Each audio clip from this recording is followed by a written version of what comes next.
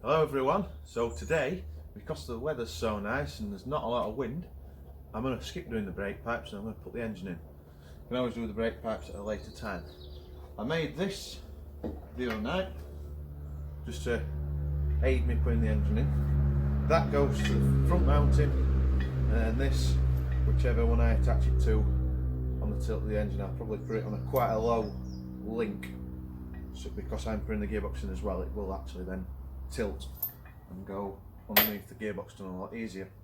All this does is reduces the stress on the mountings. So if you're using a chain, the chain obviously the hook's at the top, the chain goes down, it's trying to pull the mountings together. So whereas using this, it's stop there. It creates an equal lift on each side of the engine. It will be a lot better than using a chain, as the rear mounting did try to pull in towards the engine when I lifted it out. So we'll give this a go. It's homemade. All it is a bit of box section, cut down D-link, a chain and a hook. So let's see how we get on.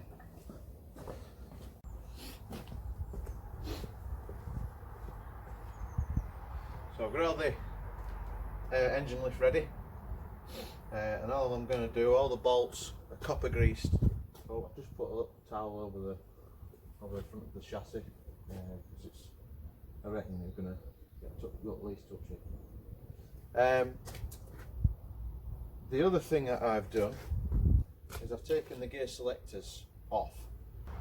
Reason being is the gear stick, well, the little plastic on the high-low box got caught on the bulkhead as it was coming out, and it was a little bit awkward, to be honest. So we'll get the engine mount on. Once the engine's in, the mounting's on, and then I'll fit the selectors before actually lifting the gearbox up.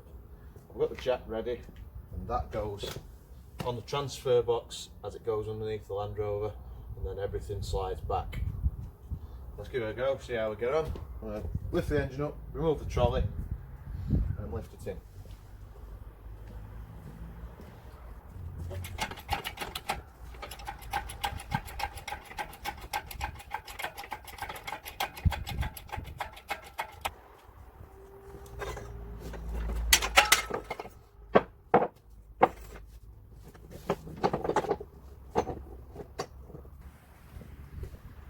Another thing I've done, just put a little ratchet strap around the rear mounting, because it is pretty weak when you've got this amount of weight on the back of it. So that's just there as an extra support, just to make sure.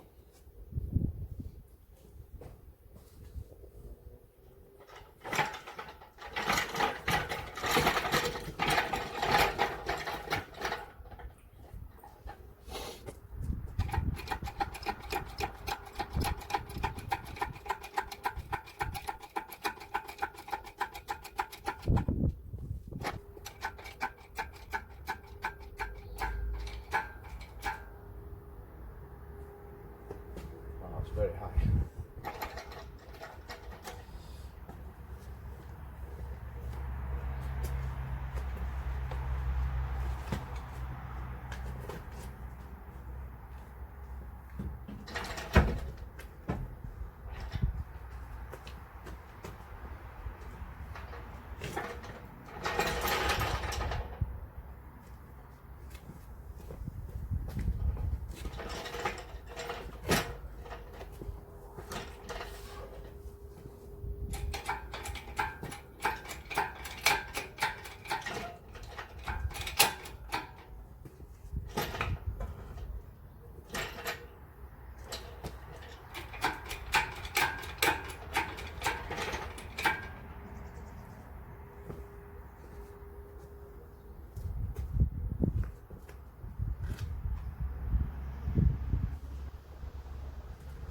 Slow that down a bit now.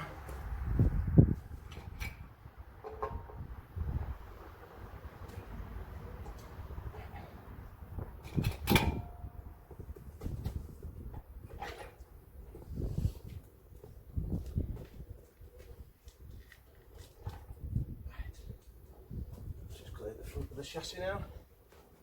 Tangled up in that towel.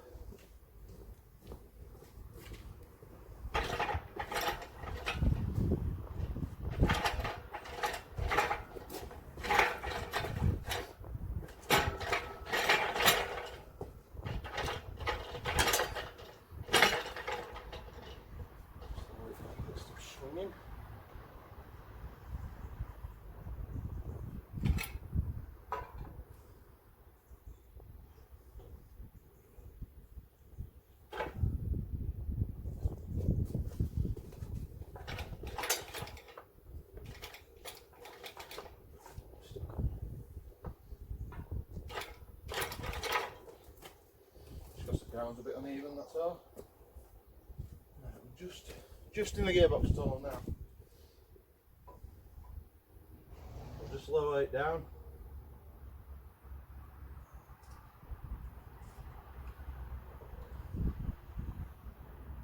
Just going over the anti-roll bar. Right.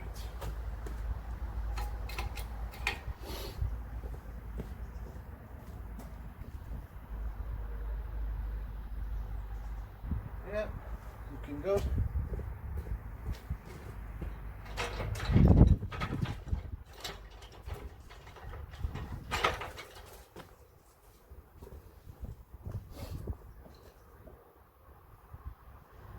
Right, I'll get the jack underneath the transfer box, and as I lower it down, the engine will come forward a bit, so I'll probably end up pulling this back, you know. Right there. Swinging.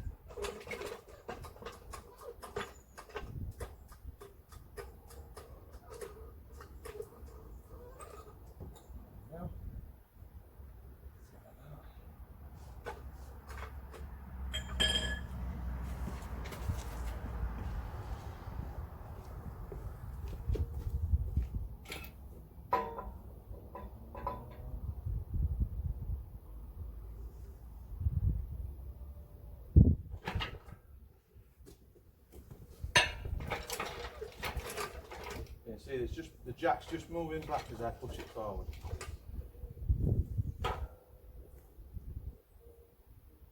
Just clear the oil filter housing around the mounting of the chassis. Just drop it down.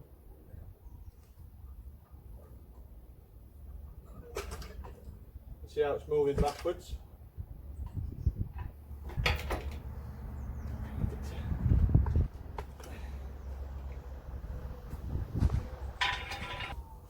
So now the engine's like this, it's easier to put the actual engine mountings on rather than get the engine in with the mountings bolted to the chassis. So the near side engine mounting doesn't have an aluminium heat cover, the offside does, and of course cover the bolts in copper slip because from the factory they're seized, so it just makes everything easier if you ever have to take them out again.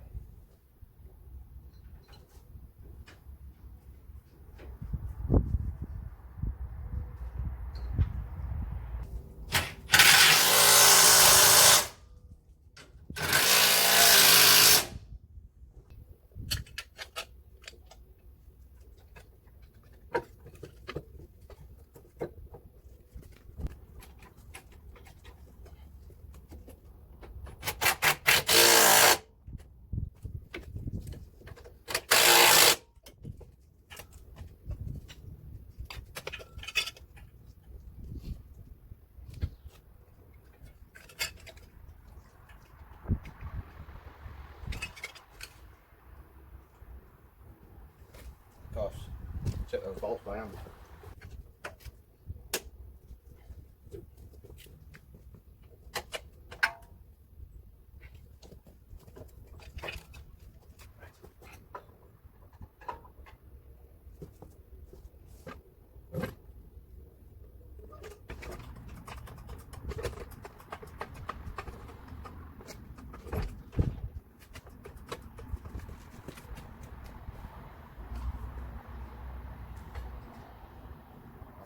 On the ratchet strap. I can take that off now because the jack's got the support, well, supporting the transfer box.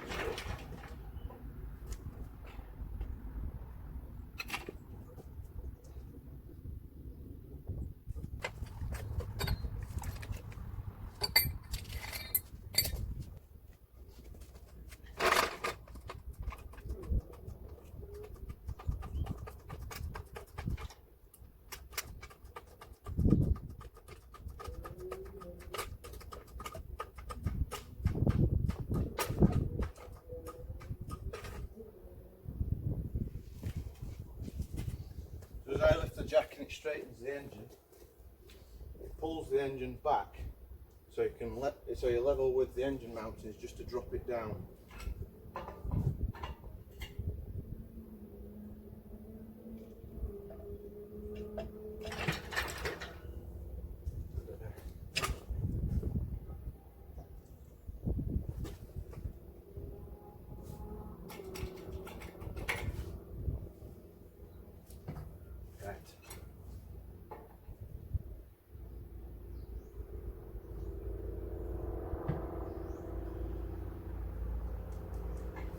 So the engine's now sat on its mountings. So if I jack the gearbox up, you should see it sit down.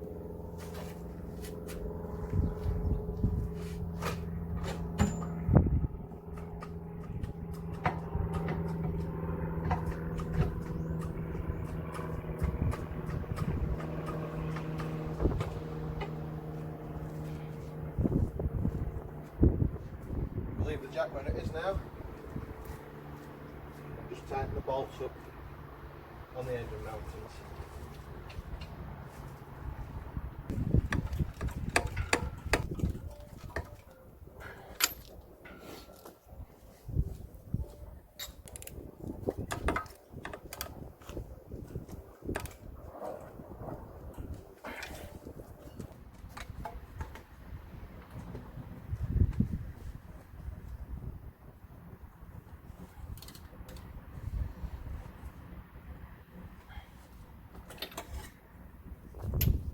Right, so that's the engine tightened down. I'll just go underneath now and fit the gearbox mountings. I've just remembered that I need to drop the gearbox down to get the selectors in. So I'm going to remove the engine crane, remove the engine crane so that this won't touch any of the bulkhead or is able to swing. It should give the engine a bit more movement as well.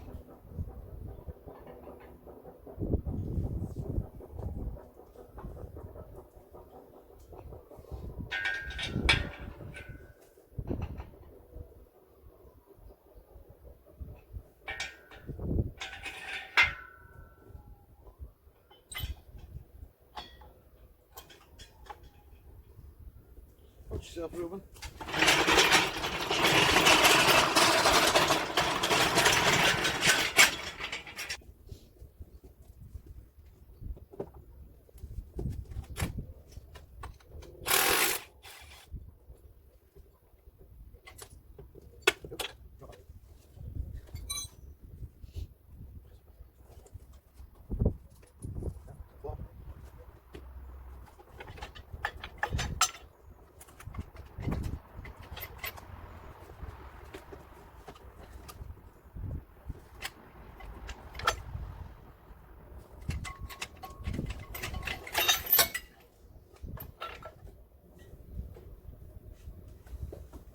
So, that did a very good job, so I'm very pleased with that, and I'm sure I'll use it again.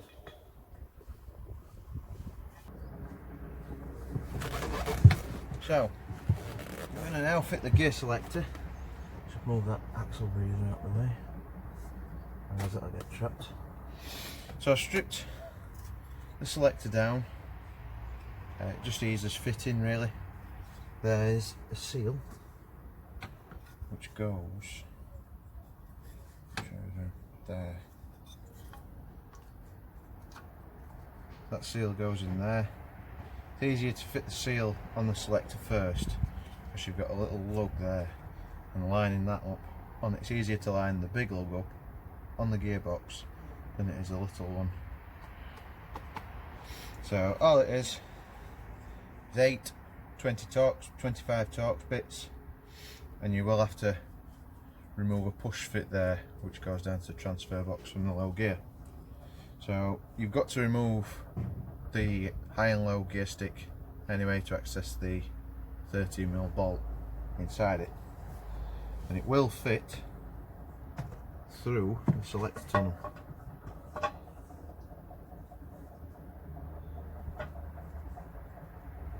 That's it, that's lined up. There's a copper slip on these.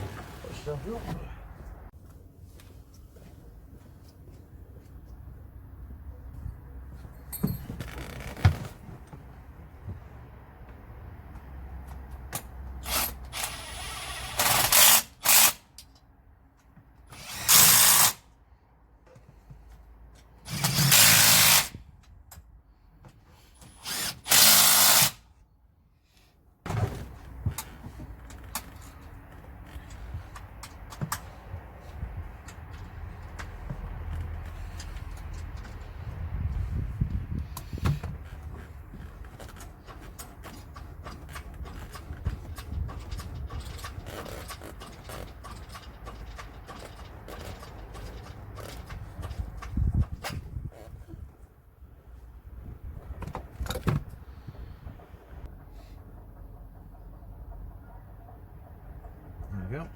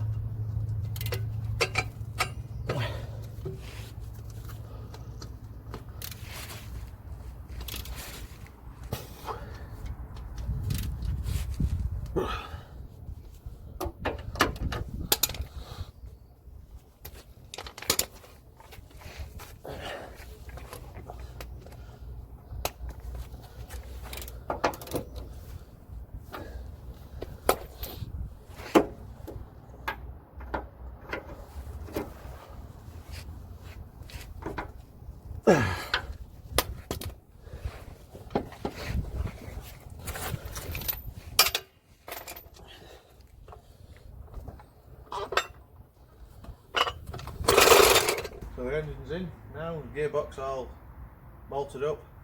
So the next step is just to put the pipes on, put the radiators on, plug it in obviously. Oh yeah, pretty, wasn't too bad actually. It went in a lot easier than I thought it would. Before I can put the prop shafts on, I've got to change one of the UJs because it's worn out. So there's that to do. Obviously plumbing in the air conditioning, there's that to do. The only thing I've done today off camera is put the gear sticks in, which was only a 10-minute job because it started getting dark. Tidied up, and here we are now, pitch black. What time are we on? 4:30 in the afternoon. So I'll probably call it a day today, and I hope you enjoyed it, and I'll see you in the next one.